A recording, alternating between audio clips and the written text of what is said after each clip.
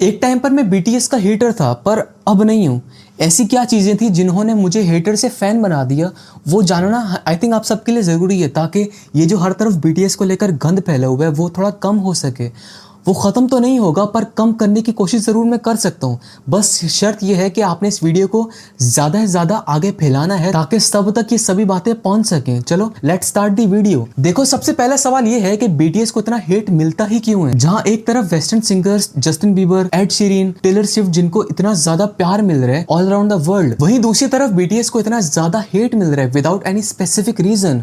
आखिर क्यों बीटीएस को इतना ज़्यादा हेट मिलता है? चलो शुरू से शुरू करते हैं, ताकि जिसको बीटीएस के बारे में नहीं भी पता तो वो भी बीटीएस को अच्छे लफ्जों में जान ले। बीटीएस जो बैंगटन सोनियोडन यानी बियॉन्ड द सीन का शॉर्ट फॉर्म है, इस वक्त दुनिया की सबसे सक्सेसफुल म्यूजिक ग्रुप्स में से एक है। ये बैंड इस वक्त हर एंटरटेनमेंट फील्ड में रिकॉर्ड्स तोड़ रहा है, फिर चाहे वो डांसिंग हो, सिंगिंग हो, एंटरटेनमेंट हो या कोई और एस्पेक्ट, हर जगह बीटीएस बीटीएस ही हो रहा है। बीटीएस के डेडिकेटेड और लॉयल फैंस को आर्मी कहते हैं। ये मिलिट्री वाली आर्मी नहीं है। बीटीएस की इतनी ज्यादा पॉपुलैरिटी और उनकी आर्मी के बावजूद बीटीएस को क्रिटिसिज्म, ट्रोलिंग और हेट का सामना करना पड़ता है। पर आखिर क्यों? चलो इस मसले के पीछे के रीजंस को समझते हैं और इसकी इम्प्लीकेशंस पर बात करते हैं। अब पक्का वीडियो स्टार्ट करने वाला हूं। सबसे पहला रीजन है बहुत सिंपल, सब लोग उनके फेम से जेलस हो रहे हैं। बीटीएस का इतना तेजी से ग्लोबल फेम तक पहुंचना, खासकर वो भी नॉन वेस्टर्न आर्टिस्ट के तौर पर, ये अपने में ही एक बहुत बड़ी बात है। उनकी अचीवमेंट्स ने वेस्टर्न पॉप आर्टिस्ट की डोमिनेंस को चैलेंज की है। उन्होंने पूरी दुनिया में एरिना सोल्ड आउट किए हैं, बिलबोर्ड हॉट 100 के टॉप पर आए और अवार्ड्स जीते, जैसे अमेरिकन म्यूजिक अवार्ड्स और एमटीवी वीएमआस, और कई दफा वेस्टर्न सिंगर्स को भी अपने एक्ट से हरा चुके हैं। अब यही बात कुछ लोगों को पसंद नहीं आती और फिर यही जलन और नफरत का सबसे बड़ा सबब बनते हैं। अब देखो, जैसे 2021 में बीटीएस ने अपने हिट सॉन्ग बटर के साथ एक अनोखा रिकॉर्ड बनाया। ये सॉन्ग 10 वीक्स तक बिलबोर्ड हॉट 100 पर नंबर 1 रहा। अब इस पर वेस्टर्न फैंस ने उन पर चार्ट मैनिपुलेशन का इल्जाम लगा दिया, ये कहकर कि उनकी सक्सेस सिर्फ फैंस के मास परचेजेस और स्ट्रीमिंग कैंपेन्स की वजह से है। वो अपना हर सॉन्ग रिलीज करने के बाद फैंस को अपना प्यार दिखाने को कहते हैं, उनसे जबरदस्ती मास परचेजेस करवाते हैं, और क्योंकि आर्मी उनके लिए पागल है तो वो हर सॉन्ग को, भले वो अच्छा या बुरा हो, उसको बराबर का ही रिस्पॉन्स देती है। कितना अजीब था ये इल्जाम, मतलब कुछ भी। ऐसे फैंस ये भूल जाते हैं कि बहुत सारे वेस्टर्न आर्टिस्ट भी यही टैक्टिक्स यूज करते हैं, लेकिन बीटीएस का नॉन वेस्टर्न होना उन्हें ज्यादा इंटेंस लेवल का टारगेट बनाते हैं। अब एक और रीजन लोगों का बीटीएस को हेट करने का ये है कि सभी ने बहुत सारी के पॉप कल्चर के बारे में गलत फहमियां पाल रखी हैं। हर वो चीज जो उन्हें सोशल मीडिया पर के पॉप कल्चर के बारे में दिखाई जाती है, वो बिना सोचे समझे उस पर यकीन कर लेते हैं। इनफैक्ट इस वक्त के पॉप का नाम कुछ लोगों के लिए स्टिग्मा बन चुके हैं। बीटीएस जो इस वक्त के पॉप का ग्लोबल फेस बन चुके हैं, अक्सर इन क्रिटिसिज्म वाली बातों का शिकार बन जाते हैं। अब यहाँ मुझे कुछ इंपॉर्टेंट बातें करनी है जो सबके लिए समझनी जरूरी है। बीटीएस के मेंबर्स अपने डेब्यू से पहले सालों तक बहुत सख्त और फोकस ट्रेनिंग करते हैं। हर दिन इनकी ट्रेनिंग में सिंगिंग, डांसिंग और स्टेज परफॉर्मेंस को इंप्रूव करने के लिए इंटेंस सेशंस होते हैं। ये ट्रेनिंग इतनी ज्यादा स्ट्रिक्ट होती है कि क्रिटिक्स इसे रोबोटिक और ओवरली कंट्रोल्ड कहते हैं, लेकिन फैंस का मानना है कि यही उनकी डेडिकेशन और मेहनत का सबूत है। इसी ट्रेनिंग की वजह से उन्होंने अपने हर परफॉर्मेंस में परफेक्शन और यूनिक स्टाइल लेकर आए हैं। आज बीटीएस के मेंबर्स का डिसिप्लिन और हार्डवर्क उनकी सक्सेस की पहचान है, जो इस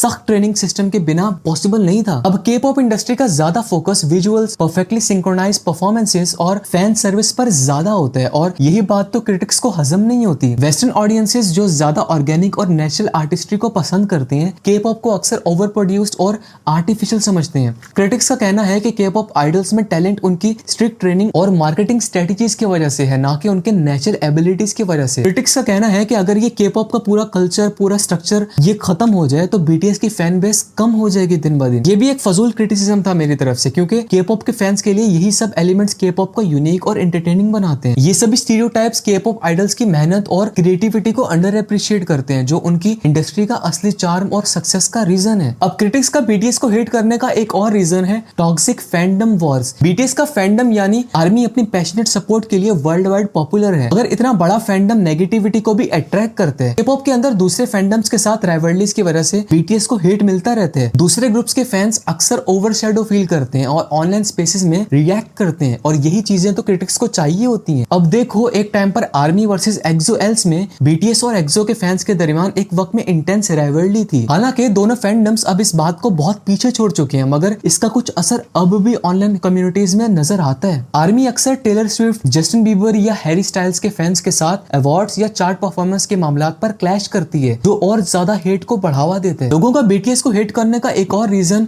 कल्चरल डिफरेंसेस और प्रेजुडिस भी हो सकते हैं। अब देखो, बीटीएस की ग्लोबल फेम ने कोरियन कल्चर को स्पॉटलाइट में ला खड़ा कर दी है, मगर इस फेम ने उन्हें जीनोफोबिया और रेसिज्म का भी शिकार बनाया। खासकर वेस्टर्न कंट्रीज में क्रिटिक्स अक्सर उनके एक्सेंट, स्टाइल या लैंग्वेज का मजाक उड़ाते हैं और इसे मजाक के नाम पर जस्टिफाई करते हैं। इनफैक्ट वेस्टर्न मीडिया के कुछ फेमस कमेंटेटर्स और कॉमेडियंस ने बीटीएस पर ऑफेंसिव जोक्स भी प्ले किए हुए हैं, और आए दिन जस्ट बिकॉज के पॉप कल्चर की स्टीरियोटाइपिंग की वजह से फेमस सेलिब्रिटीज उन्हें बुरी तरह क्रिटिसाइज करते रहते हैं। इनफैक्ट कुछ लोग बीटीएस को सिर्फ इसलिए डिसमिस करते हैं क्योंकि वो ज्यादातर कोरियन में सॉन्ग प्रोड्यूस करते हैं और ज्यादातर कोरियन में गाते हैं। ये वाकई एक ब्रॉडर इशू है जहां लोग अपनी नेटिव लैंग्वेज के अलावा किसी दूसरी आर्ट को एक्सेप्ट नहीं करते। और तो और एक कॉमन क्रिटिसिज्म पुराने मैस्कुलिनिटी के नोशन से भी निकलती है। बीटीएस के मेंबर्स अक्सर सॉफ्टर और फ्लूइड मैस्कुलिनिटी को एम्ब्रेस करते हैं, जैसे मेकअप, ज्वेलरी या पेस्टल आउटफिट्स का यूज करना, जो ट्रेडिशनल जेंडर नॉर्म्स को चैलेंज करते हैं, खासकर उन कंट्रीज में जहां रिजिड स्ट्रॉन्ग रूल्स काफी स्ट्रॉन्ग होते हैं, sigma boys type. For example, critics उन्हें फेमिनाइन या नॉट रियल मैन यानी ना मर्द का टाइटल भी दे चुके हैं। अब क्रिटिक्स को इसका आंसर मैं बिल्कुल सिंपल वर्ड्स में दूंगा, समझने वाले समझ जाएंगे। ये सभी क्रिटिसिज्म सोसाइटी की इनसिक्योरिटीज को रिफ्लेक्ट करते हैं, ना कि डायरेक्टली बीटीएस को। बीटीएस का अपनी मेंटल हेल्थ और इमोशंस के बारे में ओपनली बात करना, जैसे कि सॉन्ग्स एपिफेनी या ब्लू एंड ग्रे में उन्होंने अपने इमोशंस और मेंटल हेल्थ रिलेटेड ओपनली बात की है। बीटीएस का अपनी मेंटल हेल्थ और इमोशंस के बारे में ओपनली बात करना ट्रेडिशनल जेंडर एक्सपेक्टेशंस को और भी ज्यादा चैलेंज करता है। बाय द वे,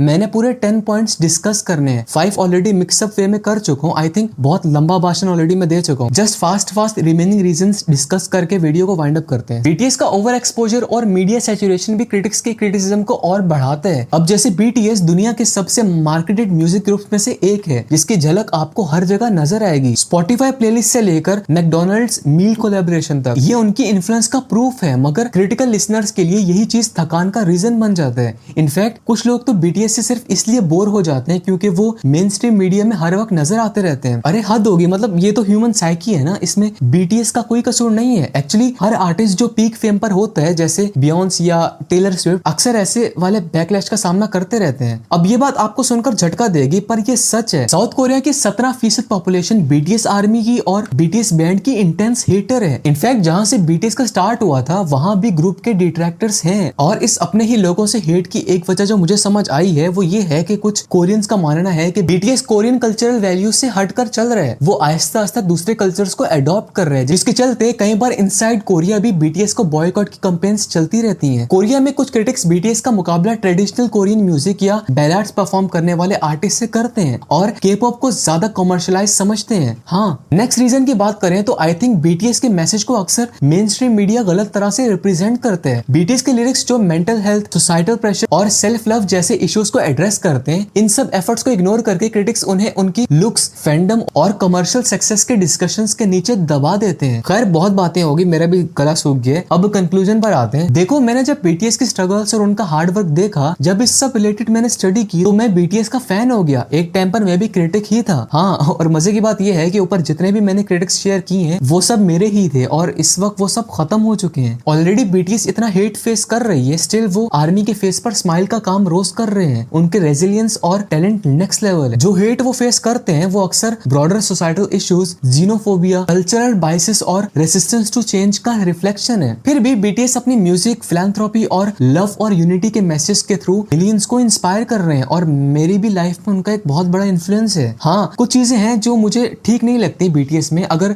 इस वीडियो पर रिस्पॉन्स अच्छा आ गया तो मैं जरूर उस पर भी वीडियो बना दूंगा, पर एट दी एंड में यही कहूंगा, चाहे आप उन्हें पसंद करें या नफरत, ये डिनाई नहीं किया जा सकता कि बीटीएस का ग्लोबल म्यूजिक इंडस्ट्री पर एक गहरा इन्फ्लुएंस है। उनका अपने कल्चर्स को फर्मली फॉलो करना, नॉर्म्स को चैलेंज करना और सक्सेस को रीडिफाइन करना इंश्योर करता है कि उनकी लेगेसी हेट के 1000 गुना बढ़ने के बावजूद भी बरकरार रहेगी। अब ये लास्ट वाला मैसेज मेरा बीटीएस की क्रिटिक्स के लिए। देखो, बीटीएस सिर्फ एक म्यूजिक ग्रुप नहीं है, बल्कि एक कल्चरल फिनोमेना है जो बैरियर्स तोड़कर, लैंग्वेजेस के फर्क को मिटाकर लोगों के दिलों में अपना पैगाम पहुंचा रहे हैं। इनकी जर्नी ने हमें ये सिखाया है कि हार्ड वर्क और कंसिस्टेंसी से सब कुछ मुमकिन है। आप इस वीडियो के बाद यूट्यूब पर जाकर इनकी स्ट्रगल्स देख लेना, आपको आपके गूज़बम्स आ जाएंगे। तो अगर आप अभी तक सिर्फ क्रिटिक हैं, तो एक बार उनकी कहानी को अनबाइस्ड होकर देखना, शायद आप भी उन लोगों में शामिल हो जाएं जो उनकी रेजिलियंस, पॉजिटिविटी और टैलेंट से इंस्पायर होते हैं। क्योंकि आखिर में चाहे किसी का कोई भी मकसद क्यों ना हो, सबको सिर्फ एक चीज ही चाहिए होती है, एक ऐसी आवाज जो उनके जज्बात को समझ सके। और आई थिंक बीटीएस ने ये रोल परफेक्टली निभाया है। मेरी खुद की लाइफ के बहुत सारे सवालों के जवाब बीटीएस की जर्नी से मुझे मिले हैं। तो फिर आप क्या सोचते हो? क्या आप भी अपनी जिंदगी में कुछ बदलाव लाना चाहते हैं? क्या आपकी भी लाइफ में बीटीएस ने कोई बदलाव लाया? मुझे कमेंट्स में जरूर बताना। और